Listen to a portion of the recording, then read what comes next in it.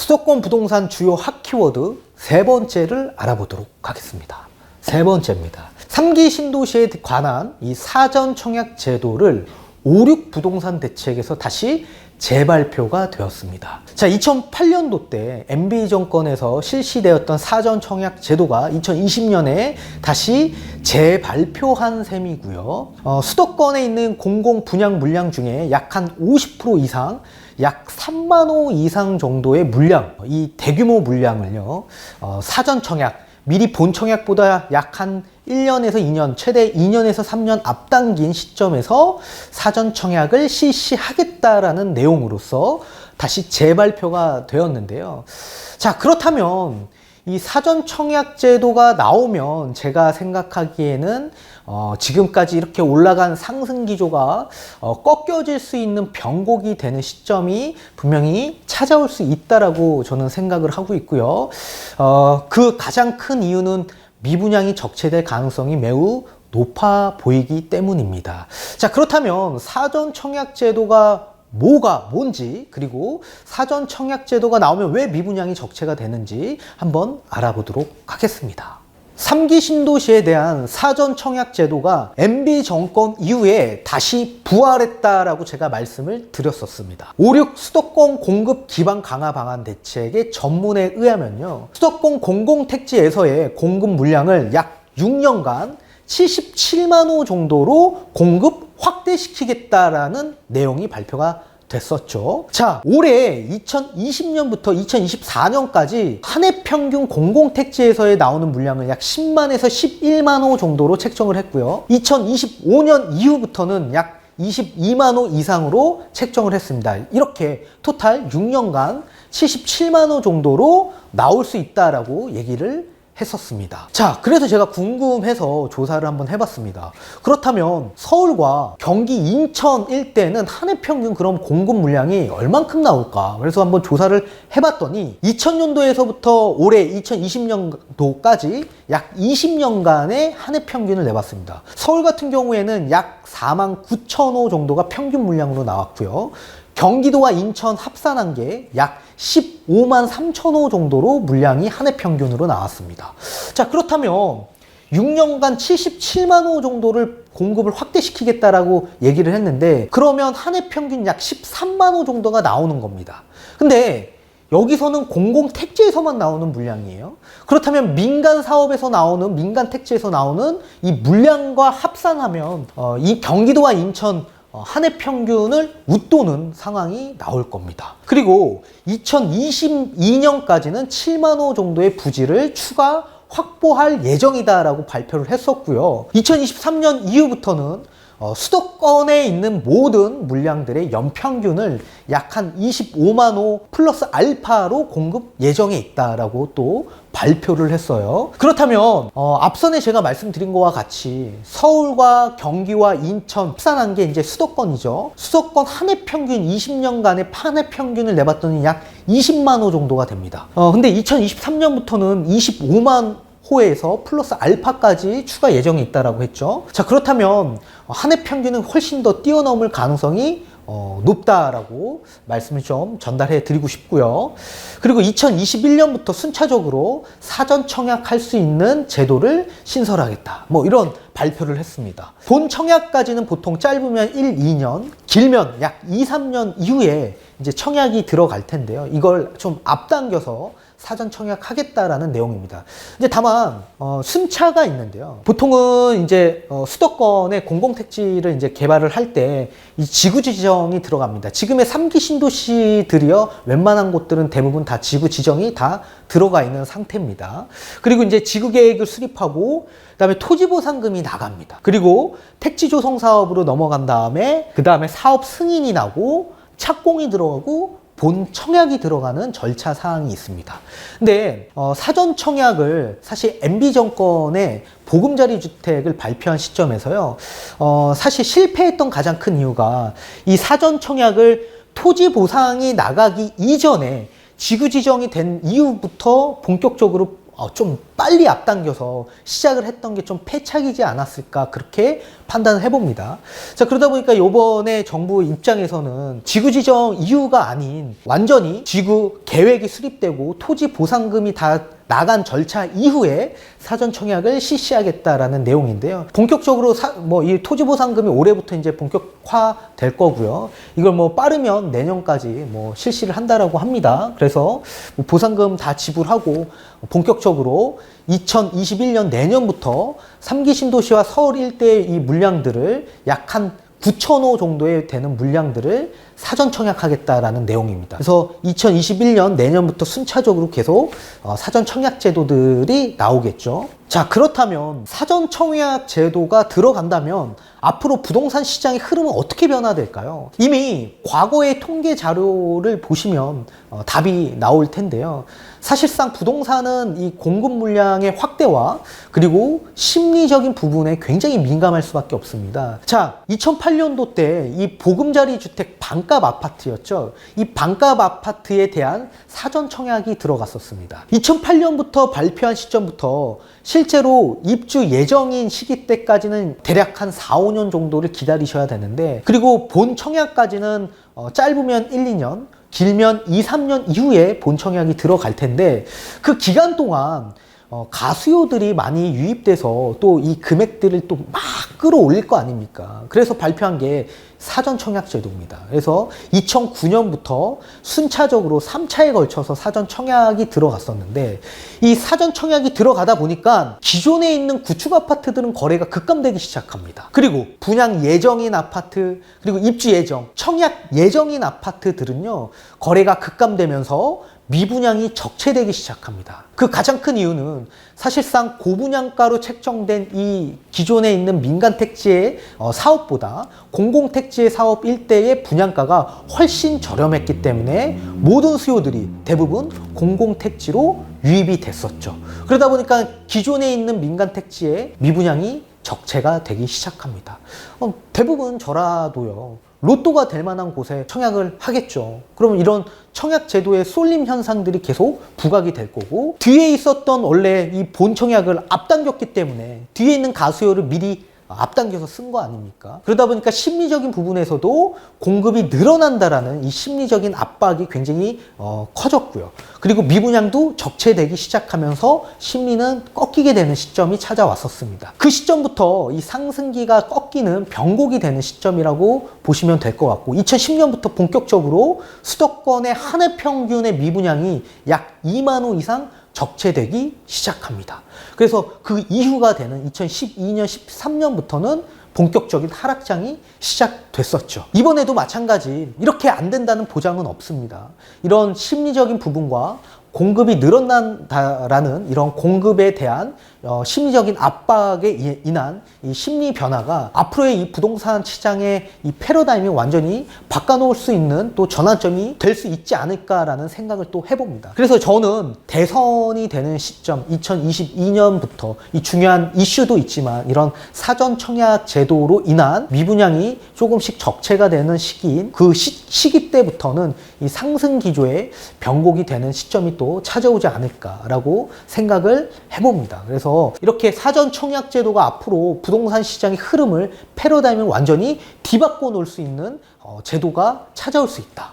그래서 조금 수도권 투자에 임하시는 분들은 좀 조심할 필요가 있지 않을까라고 생각을 해봅니다. 수도권 부동산 주요 핫 키워드 마지막 네 번째를 알아보도록 하겠습니다. 네 번째입니다. 수도권 정비 사업 및 리모델링이 이제 본격화될 것이고요. 이로 인해서 공급이 확대될 가능성이 매우 높아 보인다. 지금 현재 수도권 일대의 이 구도심들에서요, 슬럼화가 많이 나오고 있는 현상 가운데 지금 현재 재개발들을 추진하고 있는 지역 일대들이 많이 있습니다. 그리고 이 재개발 사업의 속도가 거의 대부분 조합 설립뿐만 아니라 사업 시행 인가가 난 단지들이 많이 있죠. 자, 그럼으로써 일시적으로 이 공급 물량들이 확대돼서 들어올 가능성이 높아 보이고요. 또 1기 신도시들이죠. 일산, 분당, 안양, 삼본, 대장, 저기 부천 일대 이런 지역 일대에 이 30년 차 재건축 연한이 다가서는 아파트들이 이제 앞으로 본격적으로 많이 나올 거고, 사업성이 높은 아파트들은 재건축으로 진행이 될 테지만 이게 일시적으로 물량들이 바로 나오긴 굉장히 어렵습니다. 다만 리모델링으로 전환되는, 재건축이 안 되는 단지들은 리모델링으로 전환을 하겠죠. 지금 현재 이 건설기술연구원이 충북 제천에 실험장 만들어서 내력벽 철거에 대한 구조 안정성에 대한 용역에 들어가고 있고, 한 7월 정도면 수직 증축 그리고 이 내력벽 철거에 대한 허용 문제가 어느 정도 나올지에 대한 답안이 나올 겁니다.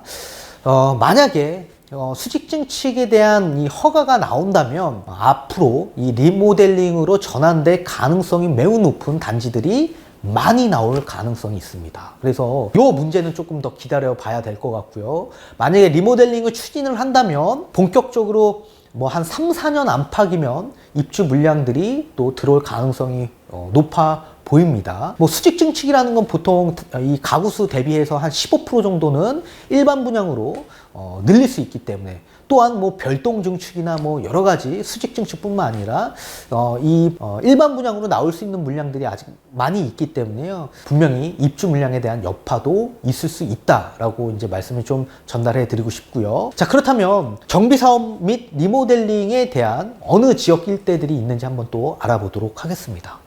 앞서 말씀드린 것과 같이 수도권 일대 이 공급 물량들이 확대돼서 나올 가능성이 매우 높아 보입니다. 특히 제가 생각하는 그 기준 1이라는 게 있는데요. 저는 2025년 기점부터 시작해서요, 수도권 일대의 이 공급 물량들이 일시적으로 쏟아져 나올 가능성이 매우 높아 보이는 시기라고 생각을 합니다. 자, 그렇다면 지금과 같은 이 부동산의 시장의 흐름이 완전히 바뀌어지는 하락기로 접어드는 기점이 되지 않을까라는 생각을 좀 조심스럽게 해보는 겁니다. 그 가장 큰 이유는 공급에 대한 여파인데요. 지금 현재 이 수도권 일대 이 재건축 연한 30년 차가 도래되는 아파트들이 이제 많이 있습니다. 그런 아파트들이 이제 재건축 추진을 본격화할 거고, 그렇지만 그 물량들이 일시적으로 나오지는 않습니다. 다만 이 공급 과잉에 대한 심리적인 부담감이 있을 수밖에 없을 거고요. 그러면 소비가 위축되고 심리가 위축될 수밖에 없겠죠. 그러면 거래는 급감될 가능성이 매우 높아 보입니다. 그리고 또 여기에 맞물려 지금 현재 수도권 일대의 용적률이 사실상 굉장히 많이 높게 설정되어 있고, 높게 설정되어 있다 보니까 재건축이 안 되는 아파트들이 정말 질비합니다. 그런 아파트들은 리모델링을 기다릴 수밖에 없겠죠. 가장 중요한 이슈인 내력벽 철거에 대한 문제가 지금 현재 용역에 들어가고 있고, 7월이면 적당한 이제 답안이 나올 겁니다. 만약에 이 내력벽 철거에 대한 승인을 허용한다면 이 수도권 일대의 이 아파트들이 리모델링으로 본격적으로 추진될 가능성이 매우 높아 보인다라고 생각을 합니다. 그 가장 큰 이유는 지금 재건축 같은 경우에는 D등급, 최고 2등급까지 받아야지만 재건축을 허용을 해주는데, 리모델링 같은 경우에는 B등급만 받아도 추진을 할 수 있고 15년 차부터는 추진을 할 수 있기 때문에 대부분의 아파트들이 이제 추진될 가능성이 매우 높아 보이겠죠. 지금 수평보다는 이제 수직을 기다리고 있는데 그 가장 큰 이유는 사업성 때문에 그래요. 15층 이상 같은 경우에는 3개 층까지 층수를 올릴 수 있고요.